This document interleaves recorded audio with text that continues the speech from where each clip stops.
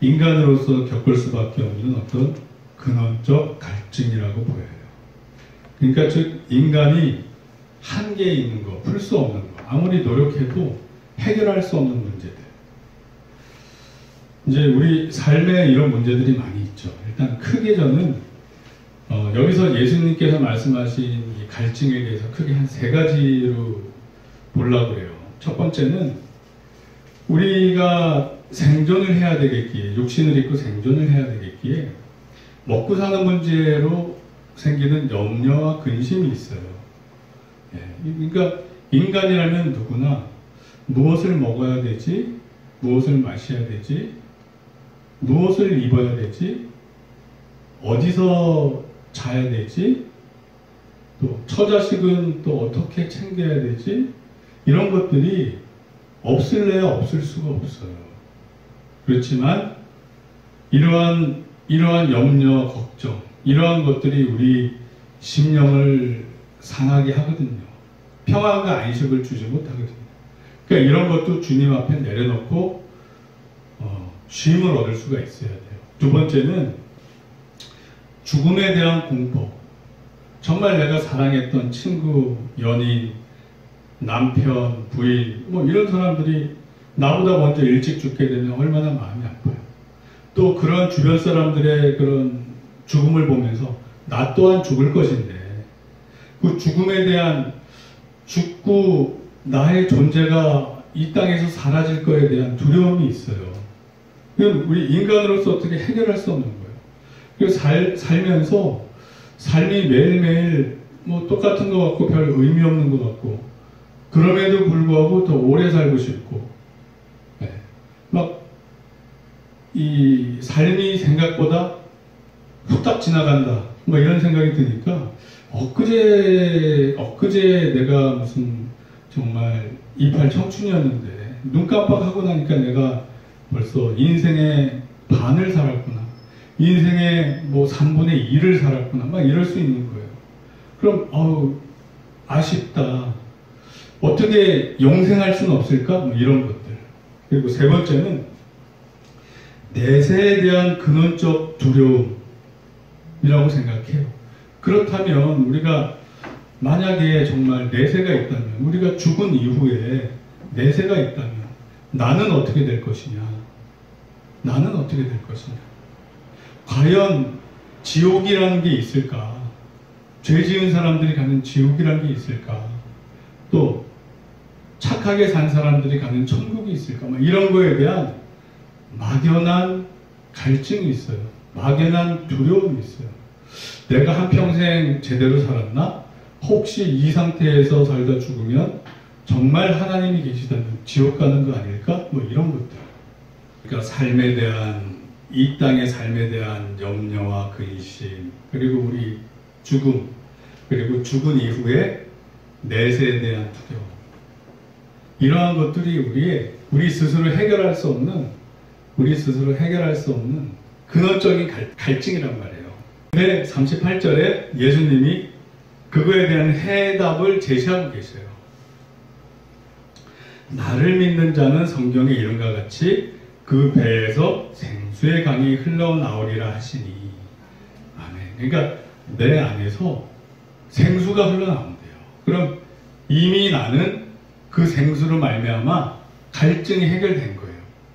나만 해결된 게 아니라 내 배에서 나오는 생수가 강처럼 흘러서 내 이웃까지도 갈증을 풀어줄 수 있게 되는 거예요. 그 고린도전서 10장 1절로 4절의 말씀을 보면 이런 말씀이 있어요. 형제들아, 나는 너희가 알지 못하기를 원하지 아니하노니 우리 조상들이 다 구름 아래에 있고 바다 가운데로 지나며. 그러니까 이거는 사도 바울이 이 구약의 말씀을 영적으로 신약에 적용해서 말씀하고 있는 내용이에요. 모세에게 속하여 다 구름과 바다에서 세례를 받고 다 같은 신령한 음식을 먹으며 다 같은 신령한 음료를 마셨으니 이는 그들을 따르는 신령한 반석으로부터 마셨음에 그 반석은 곧 그리스도시라. 그러니까 출애굽할 때 이제 이스라엘 백성들이 목말라서 막 목말라 죽게 됐잖아요. 그래서 막 원망을 하잖아요. 그때 모세가 반석을 쳐서 물을 줘서 갈증을 해결해줘요. 근데 사도 바울이 그러한 구약의 내용을 신약에 적용을 해서 지금 설명하고 있는 거예요. 구약의 그 사건이, 그 반석이 곧 예수 그리스도고, 예수 그리스도를 믿으면 그 반석에서 물이 나와서 너희가 갈증을 해결할 수 있다. 아멘. 이렇게 비유를 해서 말씀을 하고 있는 거예요. 그 다음 절을 보면, 그러나 그들의 다수를 하나님이 기뻐하지 아니하셨으므로 그들이 광야에서 멸망을 받았느니라. 이게 뭐냐 하면 예수 그리스도라는 반석을 통해서 생명수를 마셨음에도 불구하고 하나님의 뜻대로 살지 못해서 대부분은 다 버림을 받았다는 말이에요. 그러므로 여러분들도 조심하라. 하나님 뜻에 순종하면서 살아라. 이런 말씀을 사도 바울 우리 선배님이 교배하고 있는 얘기예요. 좀 무서운 얘기죠.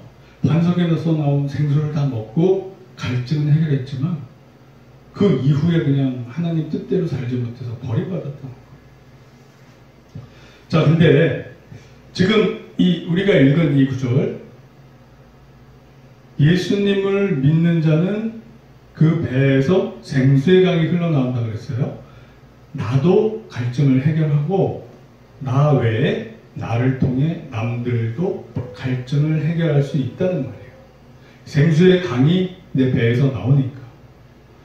이러한 사례가 실제로 요한복음에 나타나 있어요. 그래서 제가 이 말씀을 준비하면서 정말 제가 사도 요한을 좋아하는데 요한복음에는 너무 은혜스럽고 엄청난 말씀의 보화가 녹아져 있구나. 이런 생각을 또 했어요. 그러니까 사례가 어떻게 적용이 되냐면 사마리아 수가성의 우물가의 여인과 예수님이 만났을 때가 여기에 해당이 돼요. 이 예수님을 믿고 배에서 생수의 강이 나온 그 사건이 여기에 해당이 되는 거예요. 이 수가성 여인에게. 왜냐하면 그 예수님과 대화를 통해서 사마리아 여인이 믿음을 갖게 돼요. 즉 개인의 갈증이 해소가 돼요. 요한복음 4장 10절, 13절, 14절, 25절, 26절을 제가 읽어드릴게요. 예수께서 대답하여 이르시되 내가 만일 하나님의 선물과 또 내게 물 달라 하는 이가 누구인 줄 알았더라면 내가 그에게 구하였을 것이요 그가 생수를 내게 주었으리라. 그러니까 예수님께서 이렇게 사마리아 여인한테 생수를 주었으리라 이렇게 얘기를 해요. 그랬더니 또 그 다음에 넘어가서 예수께서 대답하여 이르시되 이 물을 마시는 자마다 다시 목마르려니와, 그러니까 우물물 마시면 목마르겠지만 내가 주는 물을 마시는 자는 영원히 목마르지 아니하리니 내가 주는 물은 그 속에서 영생하도록 솟아나는 샘물이 되리라. 아멘. 이 말씀을 하고 계신 거예요. 그러면서 이제 이런 얘기 나와요. 너가 남편이 5이었고 지금 같이 있는 자도 남편이 아니고 막 이제 이 여인에게 같은 공통 주제 물을 통해서 접근한 다음에 여인의 현실을 일깨워줘요. 그러니까 여인이 선지자로소이다 그러면서 메시아 얘기로 넘어가요. 예수님의 전도법이었던 거예요. 공통 화제를 삼아서 시작해서 내가 곧 그니라까지 가요. 우리 예수님의 전도 방법을 우리 모두 잘 할애할 줄 믿습니다. 25절 보면 여자가 이르되 메시아 곧 그리스도를 하는 이가 오실 줄을 내가 아노니 그가 오시면 모든 것을 우리에게 알려주시리이다. 그랬더니 예수께서 이르시되 내가 말하는 내가 그라 하시니라. 아멘. 그러니까 물 얘기, 생수 얘기에서 메시아 얘기까지 쌓아봐요. 그러니까 이 사마리아 여인은 예수님과 대화를 통해서 믿음을 갖게 되고 자기 배에서 생수의 강이 나오기 시작하는 거예요. 자기 자신의 갈증이 해결이 되기 시작하는 거예요. 아, 이분이 우리를 죄에서 자유케 하시는 메시아시구나. 그러니까 이 여인은 당시의 율법적 잣대로 보면 스스로 나는 죄인이다라는 어떤 억눌림이 많이 있었을 거예요. 남편이 5이나 있었고 지금 먹고 살기 위해서 어쩔 수 없이 동거하는 남자도 남편이 아닌 그냥 그런 상황인 거예요. 그러면 현대사회에서도 이러기가 쉽지 않은데 과거 이 고대 능동지방에서 이 정도였으면 얼마나 스스로 눌리고 살았겠어요. 얼마나 삶에 갈증이 컸겠어요. 나의 이 고통을 누군가 해결해 줄 수 있을까? 나는 그냥 이렇게 살다 가는가? 메시아께서 오시면 이걸 해결해 줄 수 있을까? 그러다가 예수님과의 대화를 통해서 믿음을 갖게 되고 죄사함이 뭔지 배우게 되고 해방감을 누리게 돼요. 할렐루야. 할렐루야. 자, 근데 이 여인의 배에서 생수의 강이 나오기 시작했어요. 그거는 다음 이제 제가 구절을 읽어드릴게요. 요한복음 4장 28절로 30절, 39절 말씀을 읽어보면 여자가 물동이를 버려두고 동네로 들어가서 사람들에게 이르되 내가 행한 모든 일을 내게 말한 사람을 와서 보라. 이는 그리스도가 아니냐 하니 전도하는 거예요. 전도. 자기가 만나서 대화한 메시아에 대해서 자기 동네에 가서 전도를 하기 시작합니다. 자기만 갈증을 풀고 끝나는 게 아니라 내가 이렇게 갈증을 풀었으니 당신들도 갈증을 풀으시오 하고 자기 이웃들한테 가서 전파하는 거예요. 즉 내 배에서 나온 생수의 강으로 말미암아 다른 이들도 갈증을 죽이게 되는 거예요. 할렐루야. 할렐루야. 자, 30절. 그들이 동네에서 나와 예수께로 오더라. 여자의 말이 내가 행한 모든 것을 그가 내게 말하였다 증언하므로 그 동네 중에 많은 사마리아인이 예수를 믿는지라. 아멘. 할렐루야. 그러니까 예수님을 믿으면 그 배에서 나오는 생수의 강이 실현됐던 사건이 이거예요. 수가성 여인은 자기 자신의 갈증도 예수님을 만나면서 풀면서 또 자기 이웃들을 전도해서 그들의 갈증도 풀어줬어요. 저와 여러분들에게 이렇게 배에서 생수의 강이 흘러넘칠 줄 믿습니다. 아멘. 아멘. 할렐루야. 진짜 저는 이 말씀을 준비하면서 정말 제가 개인적으로 사도 요한을 좋아하지만 요한복음에 너무 보석 같은 말씀이 그냥 녹아져 있구나.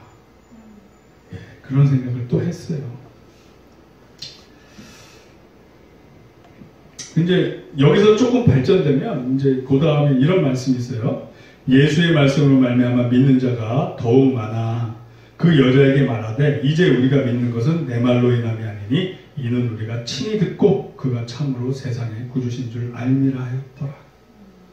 어느 정도까지는 이 여자에게 나온 이 전도가 영향력을 미쳤지만 그 이후에는 이제 그들도 다이렉트로 예수님과 교통을 하는 거예요. 커뮤니케이션을 하는 거예요. 이제 믿는 것은 우리가 직접 예수께서 하시는 말씀을 들어서 믿는 거다. 이렇게 되는 거예요. 아멘. 할렐루야. 그러니까 우리 각 사람이 이렇게 돼야 돼요. 누가 나를 전도했든 내가 누굴 전도했든 실질적으로 그들은 그들 개개인 각자가 하나님과 1:1 면대면의 관계를 시작해야 돼요. 그 관계 안에, 친밀한 관계 안에 들어가기 시작해야 돼요. 아멘. 그래야 내가 인격적인 성장이 이루어지고 예수님의 성품으로 점점 닮아가요. 서로 사랑하면 닮아가잖아요. 1대1 관계하면서 예수님과 맨날 기도하면서 대화하면서 묵상하면서 이렇게 사랑의 관계를 유지하다 보면 나도 모르게 예수님을 닮아가게 돼요. 저와 우리 신명기의 모든 지체님들 이런 역사가 있기를 축원합니다. 할렐루야. 자, 이제 이렇게 예수님을 믿은 후에는 이제 성령님으로 이제 충만하게 돼요. 이제 그 얘기를 하는데 우리 39절에 이런 말씀이 있어요. 이는 그를 믿는 자들이 받을 성령을 가르쳐 말씀하신 것이라. 근데 이때 당시에는 여기 나오죠. 예수께서 아직 영광을 받지 아니하셨으므로 성령이 아직 그들에게 계시지 아니하시더라. 그러니까 예수님을 믿으면 성령님으로 말미암아 우리가 갈증이 해소가 되고 또 내가 복음을 전파함으로써 그 이웃들도 그 믿고서 성령 충만해짐으로써 그 갈증이 해결이 돼요. 근데 이때 당시에 예수님께서 수가성에서 대화할 때는 성령님이 내려오시지 않으셨어요. 예수님을 믿었어도 성령님이 내려오시지 않으셨어요. 왜냐하면 예수님께서 십자가 대속사역을 하시고 죽으셨다가 부활하셔서 하나님 우편에 올라가셨다가 거기서 하나님께로부터 약속하신 성령님을 받아서 우리에게 보내주신단 말이에요. 세례 요한이 말씀하셨잖아요. 나는 물로 세례를 주지만 그는 불과 성령으로 세례를 주리라고 말씀하셨죠. 예수님께서 그때 우리에게 성령님을 주셔. 자, 그래서 보면 일단 요 간략한 개념만 제가 말씀드릴게요. 성령님의 내주하심과 또 임재하심, 즉 성령 세례 그리고 성령 충만에 대해서 제가 말씀을 드릴게요. 고린도전서 12장 3절 후반절을 보면 성령으로 아니하고는 누구든지 예수를 주시라 할 수 없느니라. 아멘. 즉 예수님을 믿고 예수가 나의 구주십니다 고백하는 사람들 그 마음속에는 성령님이 내주하시는 거예요. 그래서 예수님을 처음 믿기로 결단하고 이런 고백을 시작한 모든 사람들은 성령님의 내주가 시작돼요. 그런데 그 이후에 성령 충만의 단계가 또 필요한 거예요.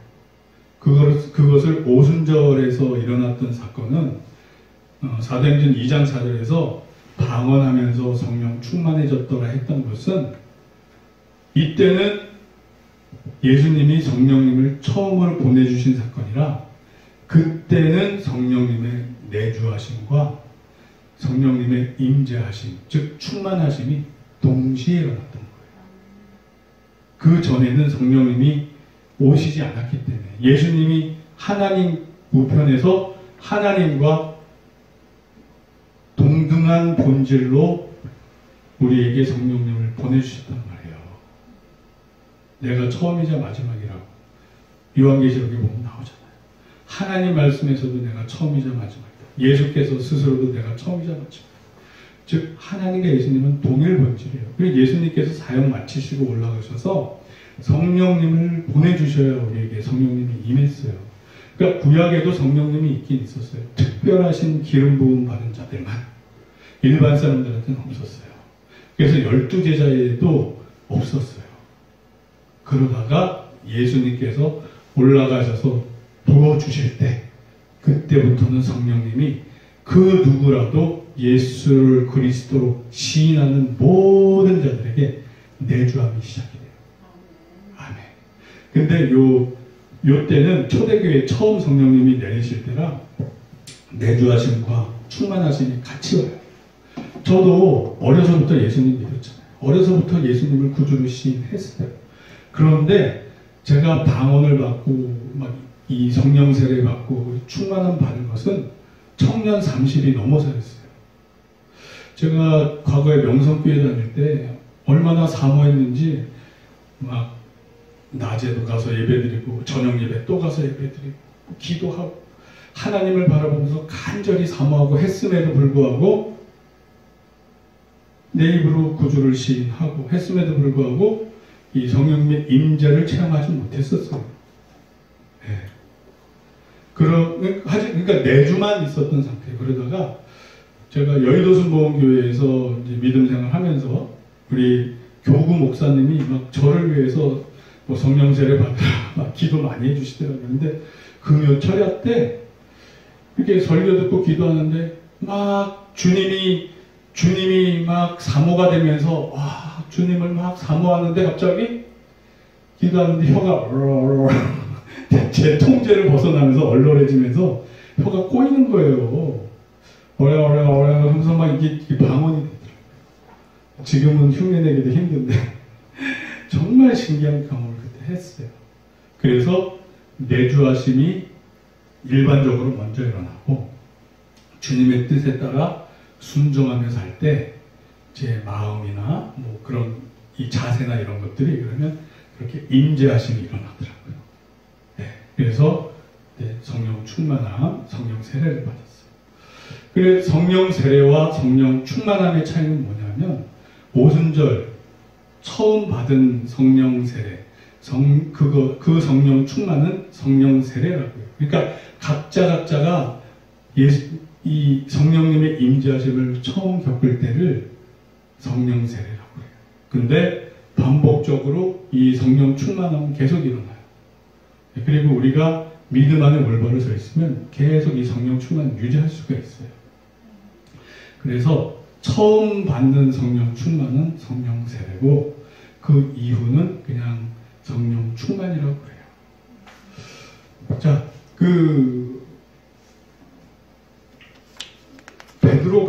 베드로가 성령 충만을 여러 번 받는 것을 제가 말씀을 드려볼게요.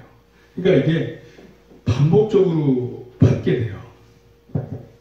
사도행전 2장 4절에 보면 그들이 다 성령의 충만함을 받고, 그러니까 12제자가 포함된 제자들이 충만함을 받았어요. 근데 사도행전 4장 8절을 보면 이에 베드로가 성령이 충만하여 이르되 백성의 관리들과 장로들아 이렇게 얘기를 해요. 그러니까 2장 4절에서 성령 충만함을 받았잖아요. 근데 4장 8절에 담대하게 공회에서 증거할 때 또 성령 충만해서 또 전해요. 또 성령 충만해져요. 그 다음에 또 성령 충만해지는 게 4장 31절에 보면 빌기를 다음에 모인 곳이 진동하더니 무리가 다 성령이 충만하여 이 무리의 베드로가 또 있었거든요. 그러니까 성령 충만함을 또 받고 그래요. 그러니까 믿음 안에서 계속 잘 믿음을 유지할 때 그냥 이 성령 충만을 쭉 유지할 수 있는 거예요. 데살로니가전서 5장 16절에서 22절 말씀에 이런 말씀이 있어요.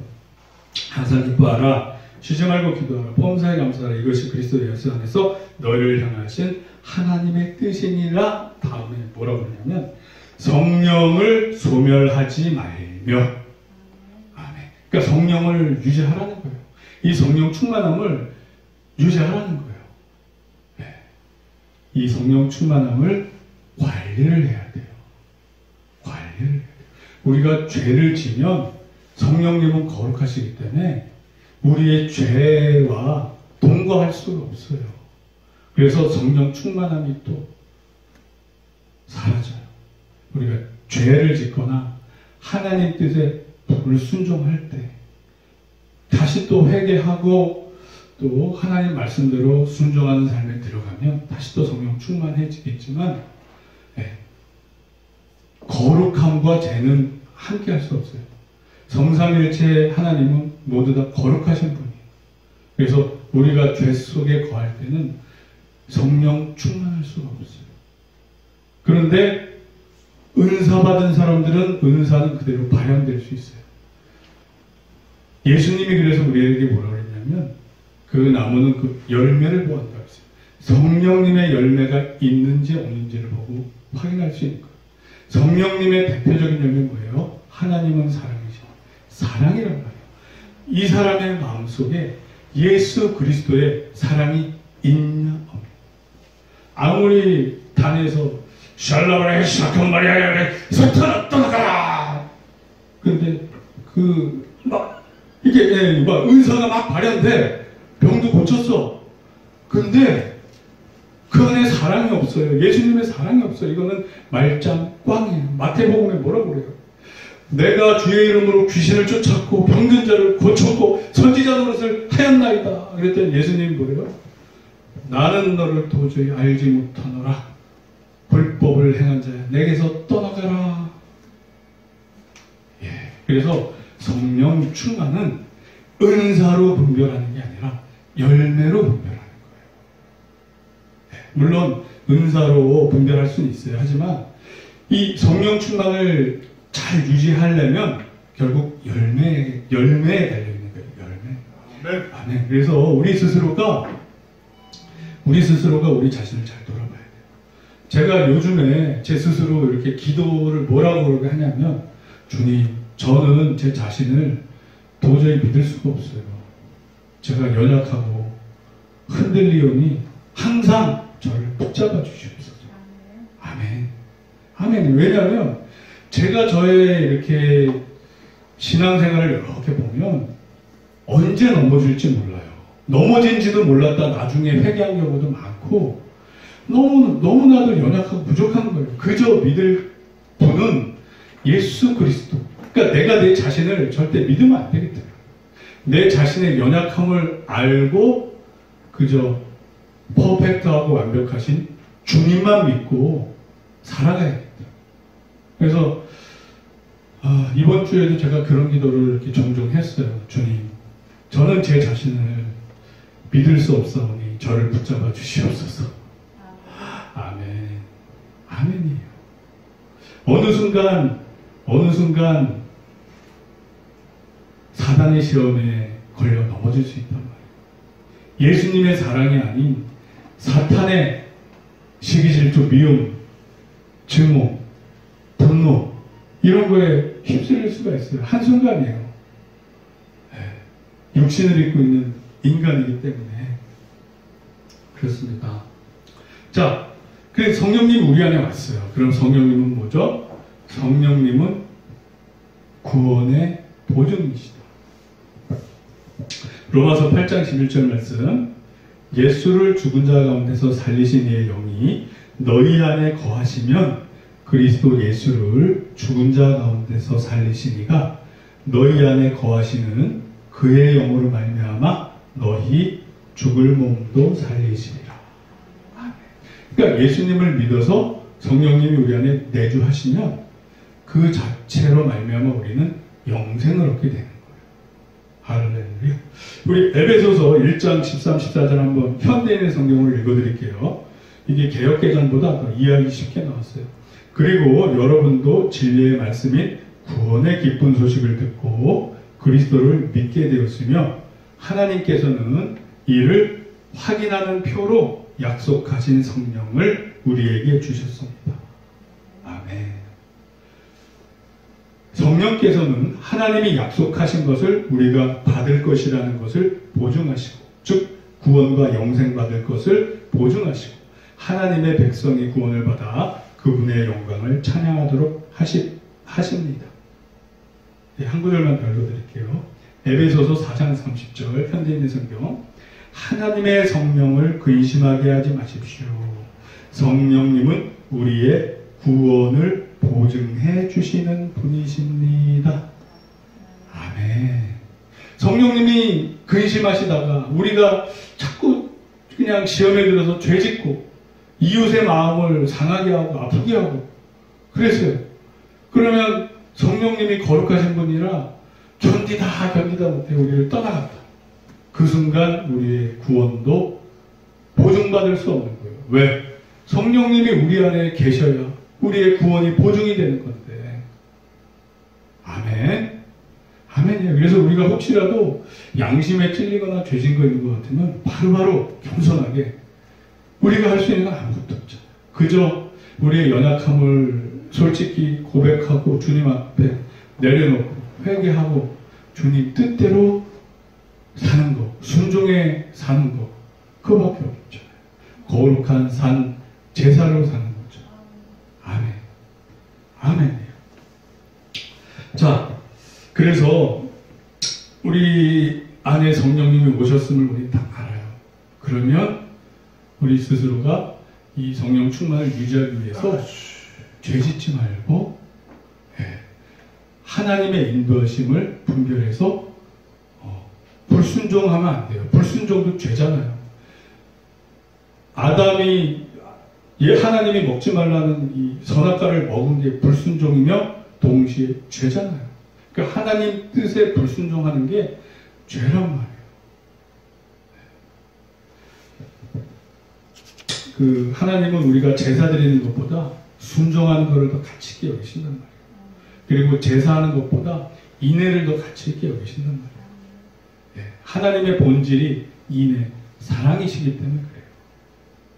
그래서 형식적인 막 이런 율법에 묶이기보다는 정말 하나님 사랑과 이웃 사랑 안에 우리가 거하고 있는가, 이 스스로 저와 우리 지체님들은 항상 뒤돌아야 된다고 생각을 합니다. 자, 성령 충만하면 나타나는 현상만 하고 말씀을 마무리 짓도록 할게요. 일단 거시적인 관점에서 성령 충만하면 어떤 현상이 나타나냐면 에베소서 5장 16에서 21절 말씀을 제가 읽어드릴게요. 세월을 아끼라 때가 악하니라. 그러므로 어리석은 자가 되지 말고 오직 주의 뜻이 무엇인가 이해하라. 그러니까 하나님의 뜻을 분별해야 돼요. 그리고 술 취하지 말라. 이는 방탕한 것이니 오직 성령으로 충만함을 받으라. 그러니까 주님의 뜻을 분별하고 성령님으로 충만해라. 이 두 가지를 항상 우리가 해야 되는 거예요. 하나님의 뜻이 어디냐? 그 순종하면서 그럼 또 우리가 성령 충만해져요. 순종의 삶 속에는 성령 충만이 따라와요. 하나님 뜻에 따르기 때문에 그 뜻을 더 잘 따르게 하시기 위해서 성령 충만을 계속 책임져 줘 주셔요. 자, 그 다음에 나타나는 구절들이 있어요. 시와 찬송과 신령한 노래들로 서로 화답하며. 이거는 마음에 없이 찬송만 한다고 하나님이 받는 게 아니잖아요. 즉 성령 충만하면 진심으로 우러나오는 하나님께 올려드리는 찬양 찬송을 하게 돼요. 그렇게 찬양 찬송을 하라는 말씀이에요. 그리고 너희의 마음으로 주께 노래하며 찬송하며 범사에 우리 주 예수 그리스도의 이름으로 항상 아버지 하나님께 감사하며.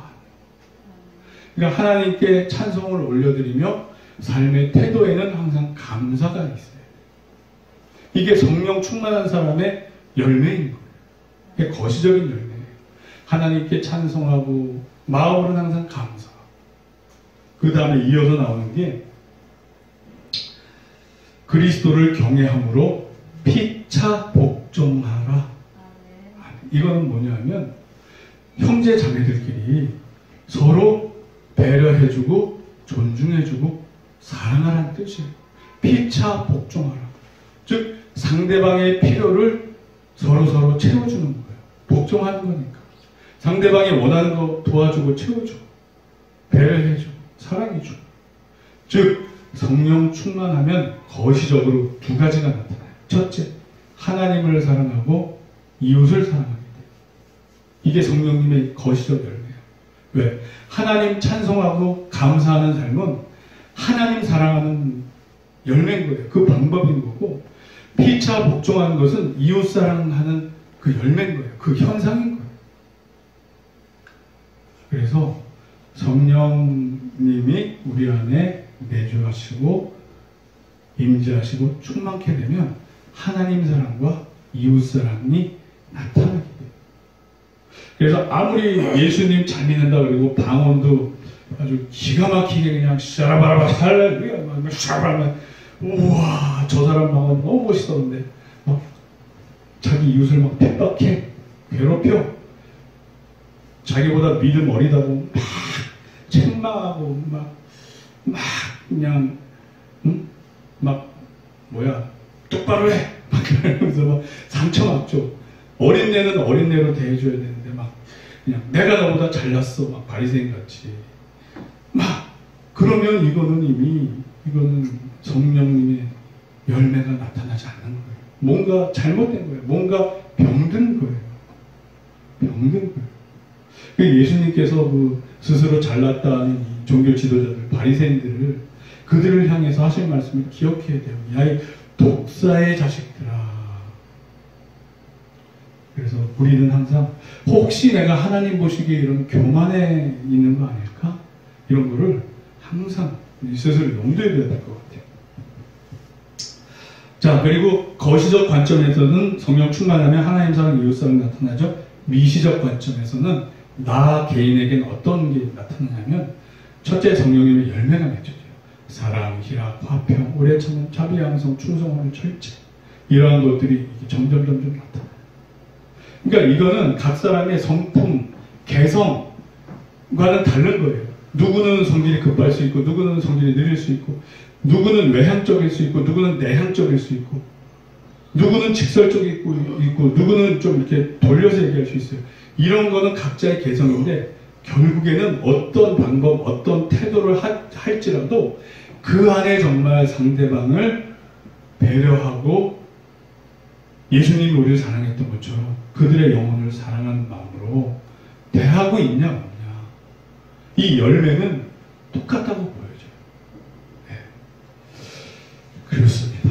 그리고 또 하나, 지혜의 말씀, 지식의 말씀, 믿음, 병고침, 능력, 행함, 예언, 명법별, 방언, 통역, 이런 은사들도 나타나요. 근데 아까도 제가 말씀드렸지만 은사로 그 사람을 평가하면 안 되고 열매로 평가를 해야 돼요. 항상. 그래서 고린도전서 13장에 사랑이 없으면 내가 몸을 불사르도록 내줘도 아무 소용없다는 거예요. 아무 소용없다는 거예요. 아무 소용없다. 그래서 그 열매, 성령님의 열매, 이것을 저와 여러분들이 천국 가는 날까지 꼭 붙잡고 성령 충만하셔서 하나님 사랑과 이웃 사랑하면서 빛과 성품으로 살아가는 저와 여러분들이 될 줄로 믿고 축복하고 축원합니다. 아멘. 말씀 요한계시록 한 구절 읽고 마치도록 하겠습니다. 보좌에 앉으신 이가 이르시되 보라 내가 만물을 새롭게 하노라 하시고 또 이르시되 이 말은 신실하고 참되니 기록하라 하시고 또 내게 말씀하시되 이루었도다 나는 알파와 오메가요 처음과 마지막이라 내가 생명수 생물을 목마른 자에게 값없이 주리니 할렐루야. 이기는 자는 이것들을 상속으로 받으리라. 생명수를 주신대. 나는 그의 하나님이 되고 그는 내 아들이 되리라. 할렐루야. 그러나 두려워하는 자들과 믿지 아니하는 자들, 불신자들과 흉악한 자들과 살인자들과 음행하는 자들과 점술가들과 우상숭배자들과 거짓말하는 모든 자들은 불과 유황으로 타는 못에 던져지리니 이것이 둘째 사망이라. 저와 여러분들 이 말씀을 읽으면서 내 양심에 찔리는 부분이 있으면 회개하셔야 돼요. 하나님이 하시는 말씀에 돌이켜 이 말씀대로 살고자 애쓰고 노력해야 돼요. 그러면 성령님이 도와주셔요. 나는 나를 믿을 수 없어요. 나 자신의 연약함을 너무 잘 아니까. 그러나 예수님을 붙잡고 갈 때는 예수님이 우리를 붙잡아 주시고 세워주셔요. 기도하겠습니다.